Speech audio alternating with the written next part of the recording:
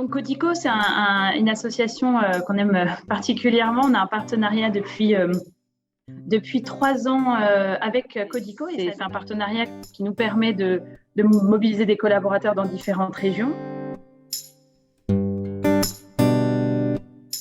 Avec Refat, ce qu'on a trouvé, c'était une formation, en fait, un centre de formation en alternance qui l'intéressait parce qu'en fait, il était, lui, encadrant de chantier au Soudan. Il a fait des gros chantiers et il était encadrant, par exemple, sur un chantier de construction d'un hôpital. Il venait, on avait 2 heures, on se posait ensemble en salle de réunion et on pouvait travailler ensemble sur ses lettres de motivation, les candidatures, l'aider un peu à affiner son projet professionnel. Nabil a réussi à trouver une formation en licence énergie renouvelable, c'est ce qu'il cherchait. Je dirais, mon intervention, c'était plus comment structurer sa recherche, comment l'aider à répondre à des propositions, puisqu'il a répondu à des offres.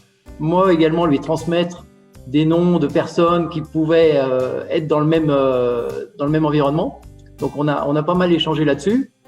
Et en fait, début septembre, il avait un rendez-vous et il a réussi à être pris donc chez NJ Service.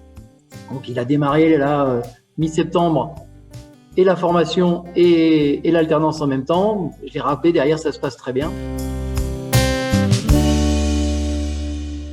Sachant que ce n'est pas l'objectif quand on a signé le partenariat avec Codico, d'avoir des personnes réfugiées qui rentrent chez Vinci après, mais j'ai envie de dire c'est la meilleure des... on est encore plus content. Donc ça c'est un des impacts. On a un collaborateur qui a accompagné un binôme, une personne réfugiée statutaire, et cette même personne-là a signé un contrat pro chez Vinci Énergie pendant donc 2 ans. Et donc peut-être à l'issue il y aura un CDI, mais c'est des super opportunités. Ce que j'aime bien, c'est une approche de salarié à salarié. J'ai en face de moi un professionnel compétent que j'aide effectivement à trouver les codes du travail en France. Et derrière, il y a une organisation qui est vraiment solide et qui est intéressante.